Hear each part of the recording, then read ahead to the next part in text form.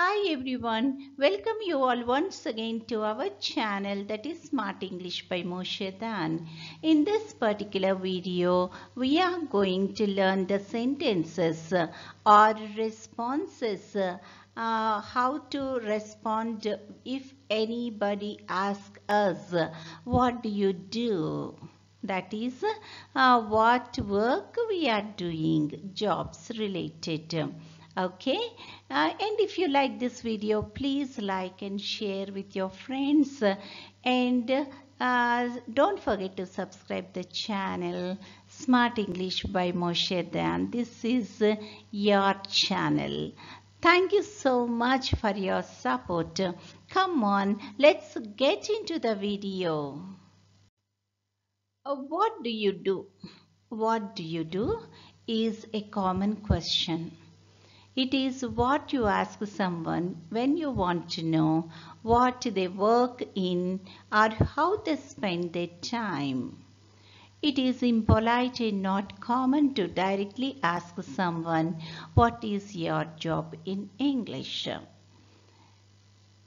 What do you do అనేది సాధారణంగా అడిగే ప్రశ్న. డైరెక్ట్గా మనం ఎవరినైనా సరే మీ జాబ్ ఏంటి అని అడిగేదానికంటే కూడా మీరు ఏమి చేస్తూ ఉంటారు అని అడగడం చాలా మంచిగా అనిపిస్తుంది. ఎస్పెషల్ ఇంగ్లీష్లో అది చాలా polite form of asking or inquiring about.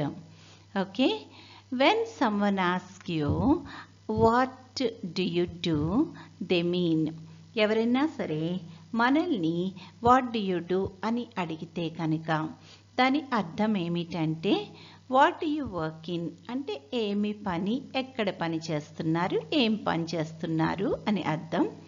తర్వాత what do you do for a living అంటే జీవనోపాధికి లేదా బతకడానికి మీరు ఏం చేస్తున్నారు అని అర్థం. తర్వాత how do you spend most of your time ఎక్కువ సమయాన్ని మీరు ఏ రకంగా ఉపయోగిస్తున్నారు లేక గడుపుతున్నారు అని అర్థం మాట. అంటే ఎలా చూసినా సరే మనము ఏమి చేస్తున్నాము అన్నదానికి ఒక రెస్పాన్స్ అంటే తెలుసుకోవడానికి ఇన్ని విధాలుగా అడుగుతూ ఉంటారు. What do you do? When people ask like this what do you do, సాధారణంగా ఎవరైనా సరే మనల్ని ఏం చేస్తున్నారు వాట్ డు యు డూ అని అడిగితే కనుక the possible ways to answer are అంటే ఈ రకంగా మనము జవాబు చెప్తామన్నమాట సాధారణంగా. అది ఏంటంటే ఐ యామ్ ఏ, లేకపోతే ఐ యామ్, లేకపోతే ఐ వర్క్ యాజ్ ఏ అని చెప్పడం జరుగుతుంది. ఓకే, అంటే ఏంటంటే ఇప్పుడు ఈ 3 ఫార్మ్స్ ఏంటి అంటే మనము సెంటెన్స్ని స్టార్ట్ చేసేటప్పుడు ఈ రకంగా అంటే సాధారణంగా ఈ రకంగా వాడడం జరుగుతుంది. Okay, I'm a, I am and I work as a. Okay, now let us see the sentences that will help you a lot how to respond if anybody asks you that is what do you do. Now let us learn few examples here.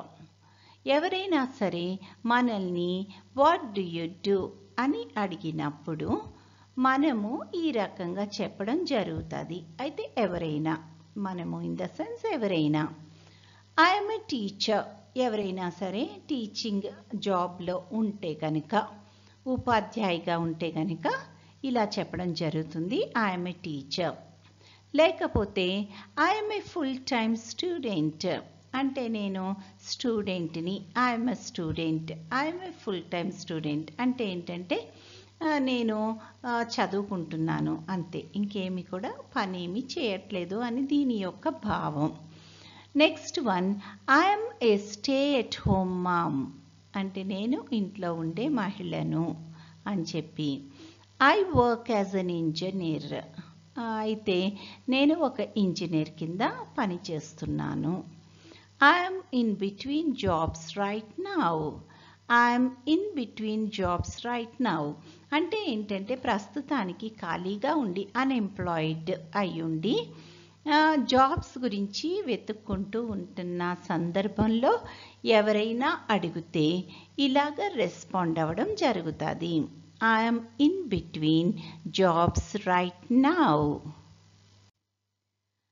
Next one, I'm a retired nurse. ఎవరైనా సరే nurse కింద చేసి retire అయితే కనుక ఈ రకంగా చెప్తారన్నమాట. I'm a retired nurse. I'm a college student and work part time as a bartender. Okay, అంటే నేను స్టూడెంట్ కింద ఉంటున్నాను, అదేవిధంగా పార్ట్ టైం నేను వర్క్ కూడా చేసుకుంటున్నాను అని చెప్పడం. I work in a paper factory. అంటే నేను ఒక పేపర్ ఫ్యాక్టరీలో పనిచేస్తున్నాను. I work in sales for a large telecommunications company. నేను సేల్స్ దీనిలో అంటే ఒక పెద్ద టెలికమ్యూనికేషన్స్ కంపెనీలో సేల్స్ డిపార్ట్మెంట్లో వర్క్ చేస్తున్నాను అని అర్థం. ఓకే, ఆల్రెడీ మనం చూసాము కదా. I'm a teacher. I work in IT. I am a student. I am a nurse. I run my own business. I run my own business.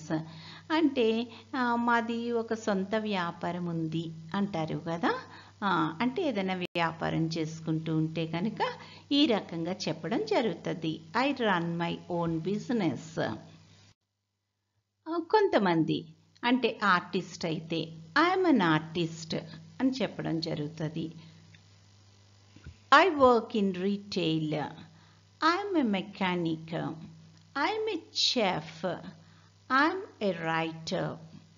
ఇలాగా ఎవరు చేసే జాబ్స్ని వాళ్ళు చెప్పడం జరుగుతూ ఉంటుంది అన్నమాట. అంటే ఎవరు ఏ పని అయితే చేస్తున్నారో ఆ పనిని. ఇప్పుడు ఒక రకంగా మనం అన్ని పనులకి లేకపోతే అన్ని వర్క్స్ జాబ్స్కి సెంటెన్సెస్ చేయాలి అంటే చాలా కష్టం కదా.